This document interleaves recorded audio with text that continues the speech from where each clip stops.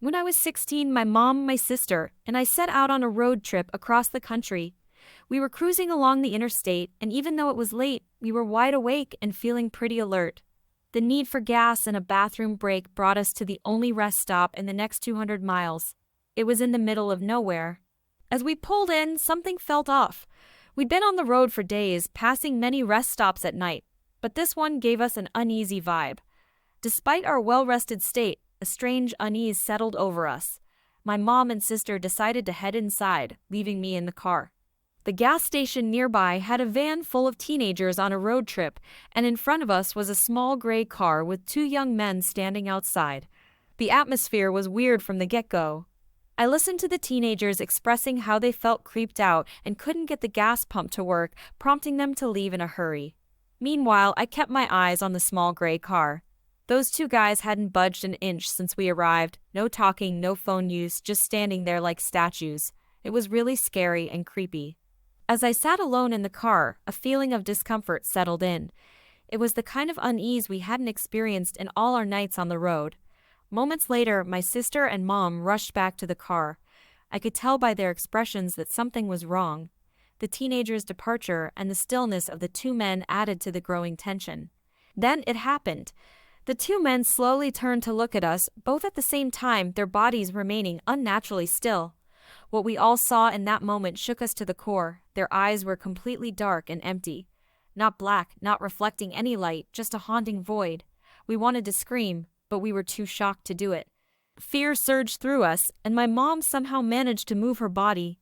She wasted no time, slamming her foot on the accelerator. We sped out of there, putting as much distance as we could between us and that unsettling place. The night seemed to close in around us, the darkness outside matching the darkness we had witnessed. We didn't stop until we reached the next city, the weight of the experience still hanging heavily in the air. We checked in on a motel. None of us could sleep that day. We wanted to report the incident to the local police, but when we tried to find that place on any map, it was as if it didn't exist. We knew exactly where on the interstate it should be, but Google Maps, paper maps, none of them showed the rest stop. Even asking locals about the strange gas station on that stretch of road resulted in confused looks. Subsequent trips on that same interstate during the daytime confirmed our disbelief. There was no rest stop. To this day, the memory remains vivid, a chilling tale of an encounter with the inexplicable. The night we crossed paths with those men with eyes as dark as the void, and the rest stop that vanished without a trace. It's a story we share cautiously, a reminder that some mysteries can't be explained, and some places exist beyond the reach of maps and understanding. It was the late 1980s, a time when the world was transitioning from the neon-soaked excesses of the 80s into the dawn of a new era. That particular night, however, was shrouded in a dense fog that seemed to engulf the entire stretch of I-280. Turning the world into an ethereal dreamscape. I found myself driving northward from Stanford to San Francisco, the lone traveler on a seemingly deserted road, guided only by the dim glow of my headlights slicing through the thick mist. The fog was so dense that it felt like I was the sole inhabitant of a ghostly realm, a solitary voyager in a world suspended between reality and the surreal.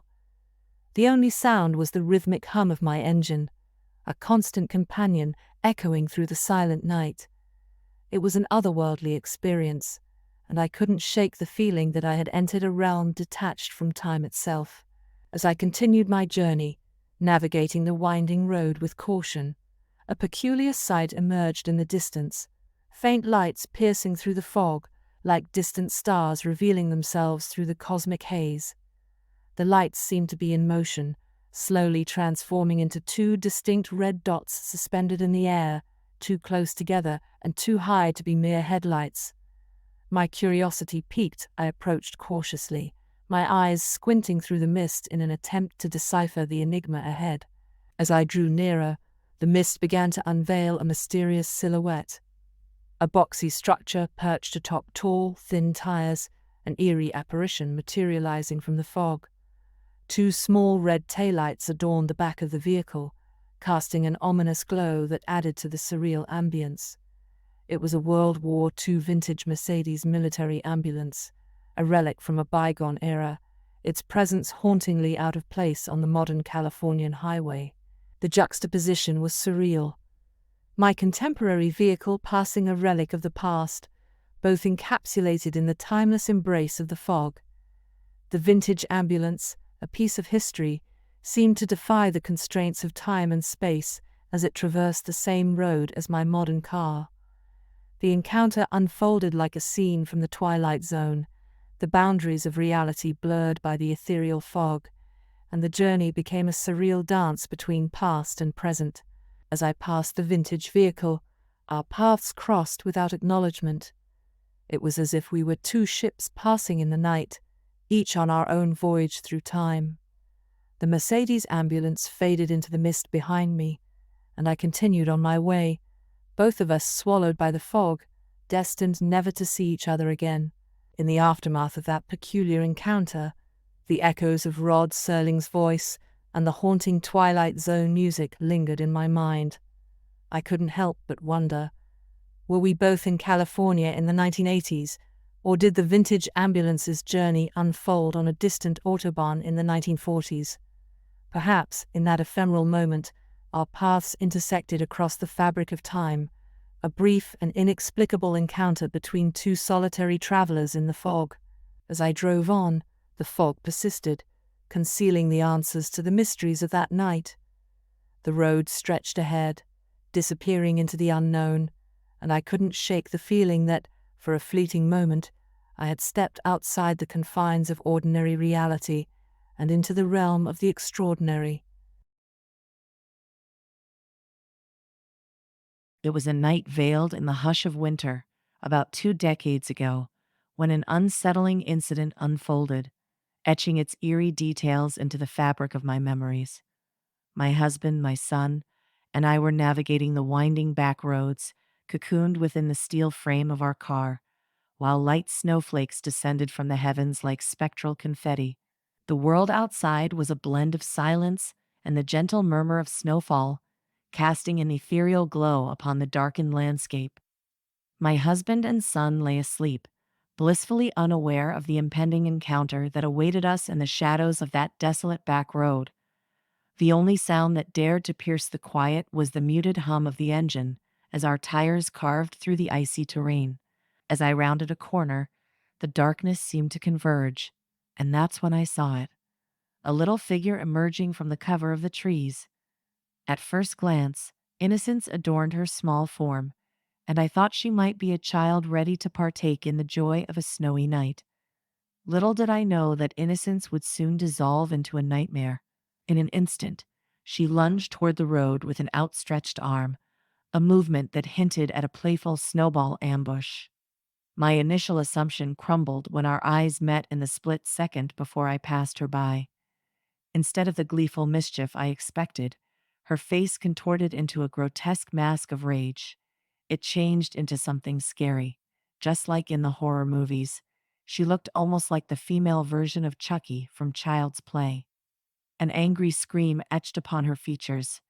It was a scream that resonated not with the joy of winter play, but with the malevolence of something far darker. The encounter unfolded with disorienting speed. The twisted face, the raised arm, a nightmare snapshot etched into the canvas of that wintry night. I accelerated past her, heart pounding in my chest, the remnants of her haunting visage etched into my mind like a lingering nightmare. As the distance between us grew, a surge of relief momentarily quelled the fear that had gripped me. Yet, that fleeting calm shattered as I stole a glance in the rear-view mirror, half expecting to see the fading silhouette of a malevolent child in pursuit. To my bewilderment and horror, there was nothing. The snowy landscape stretched out behind us, devoid of the sinister apparition that had momentarily inhabited it. A shiver, cold and unforgiving, raced down my spine. The safety of the car offered no solace against the chill that had settled within me.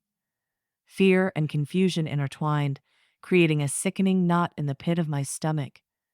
The road ahead seemed to stretch on indefinitely, each turn and curve concealing secrets unknown.